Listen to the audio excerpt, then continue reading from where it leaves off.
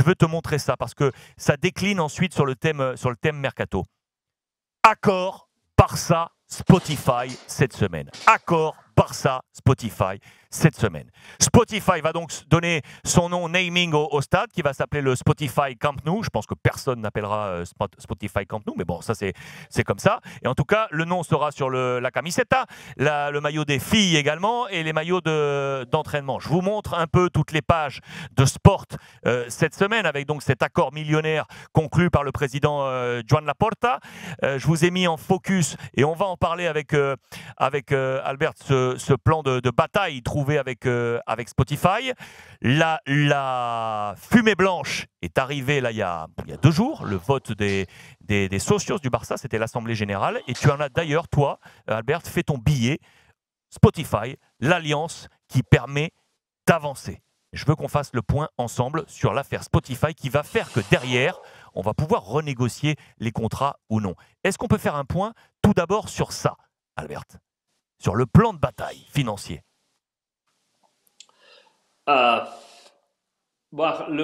L'accord avec Spotify, c'est important pour le club. C'est très important parce que un an et demi après, il arrive le premier sponsor au club.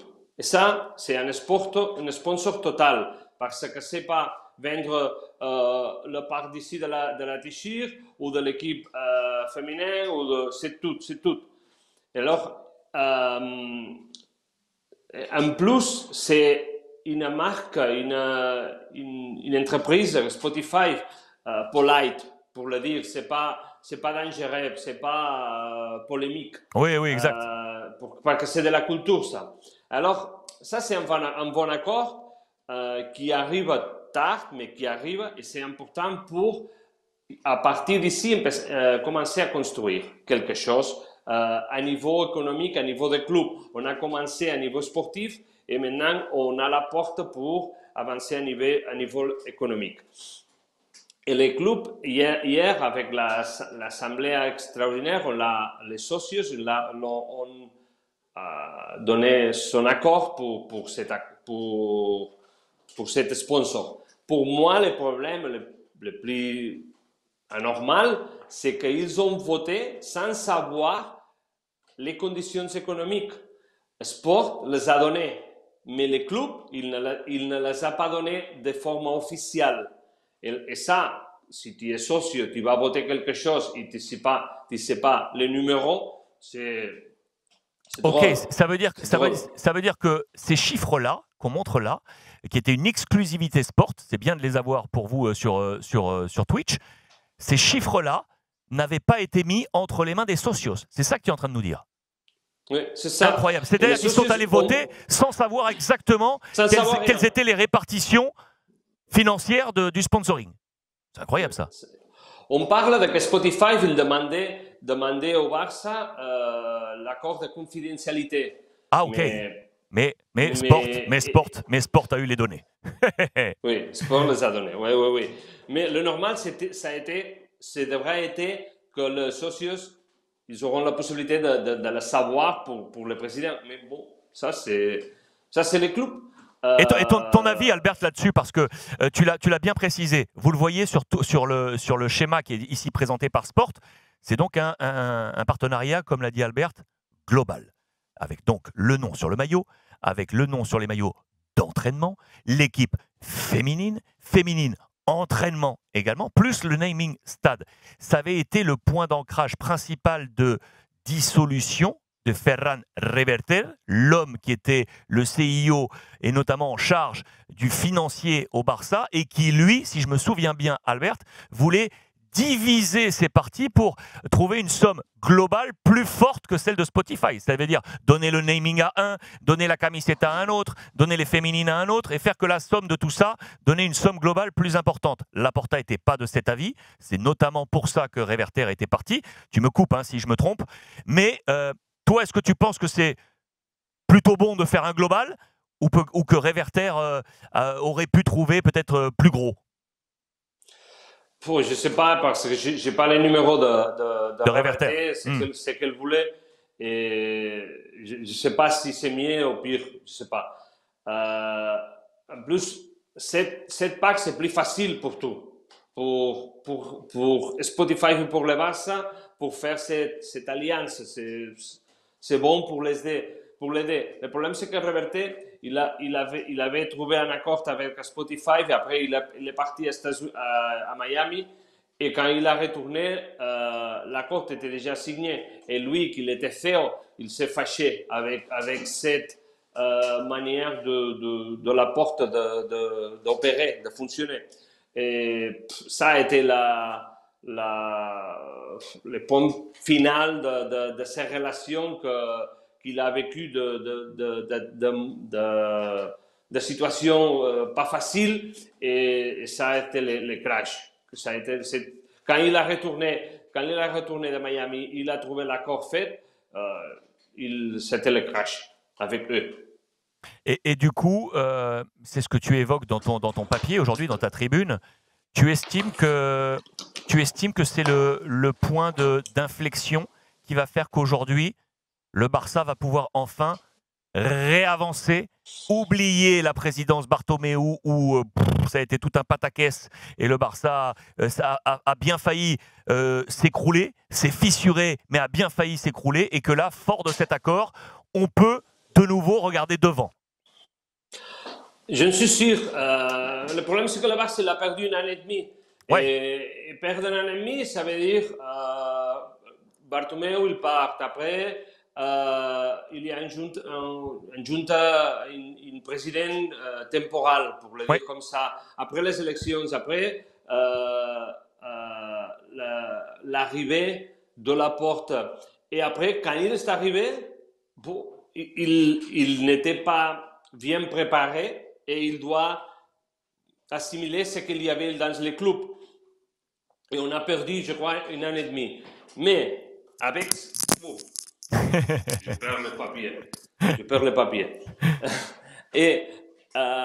Mais quand on arrive à ce point de signer avec Spotify et qu'il va arriver ces quantités d'argent, je crois que si que le club il peut faire un point et commencer à construire des projets de futur pour le club. Et ça veut dire les nouveaux stadiums, arranger le problème de masse salariale que tu as, penser d'autres idées qui peuvent sortir pour recevoir beaucoup d'argent, pour avoir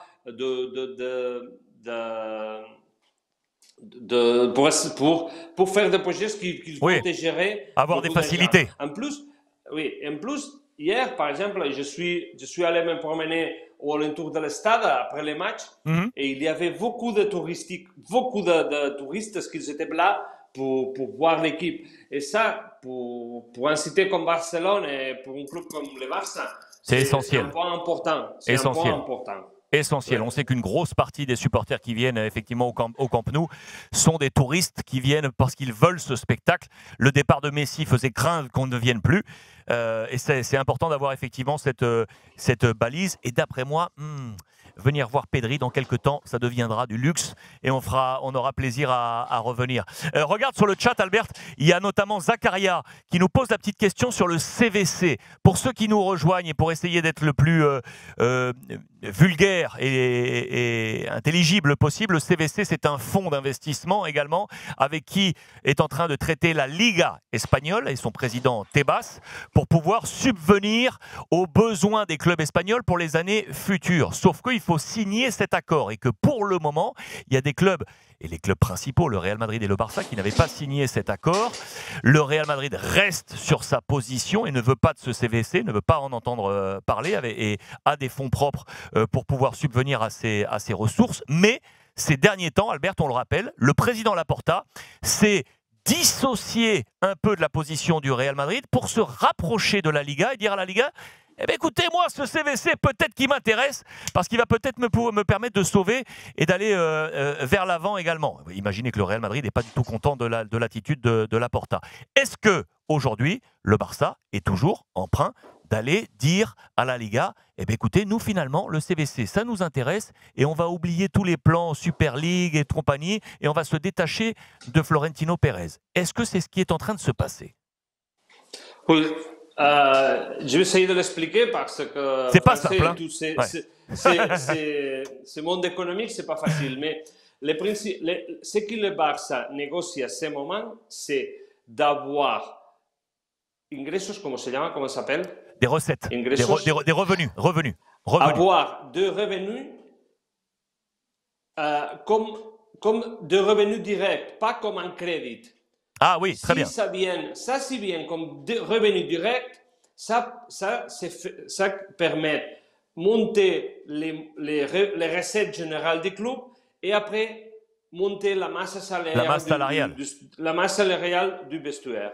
Bien sûr. Si arrive comme ça va être possible.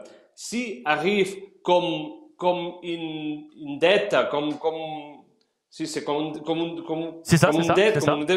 comme une dette, alors ça ne lui intéresse pas au Barça. Bien sûr. Parce que l'obligation du Barça, c'est monter les recettes annuelles. Et ça lui permet de monter ses recettes. C'est une chose économique. Ouais, tu l'as parfaitement expliqué. Tu as exactement utilisé les bons termes. Le problème du Barça, c'est sa dette. On sait qu'ils avaient été limités sur leur masse salariale parce que la dette était trop importante et qu'il fallait la baisser. D'où des contrats revalorisés et d'où des ventes. Si le CVC vient s'inscrire comme un produit de recettes, ça ne s'inclut pas dans les dettes et donc on peut continuer à progresser sur la masse salariale. C'est exactement ça. Parfaitement, l'éclairage est parfait. Tu crois alors que je peux aller faire de professeur à Sorbonne? Bien sûr, attends, tu rigoles ou quoi? Comme ça, tu laisses l'appartement à ta fille et tu viens donner les cours. C'était parfait.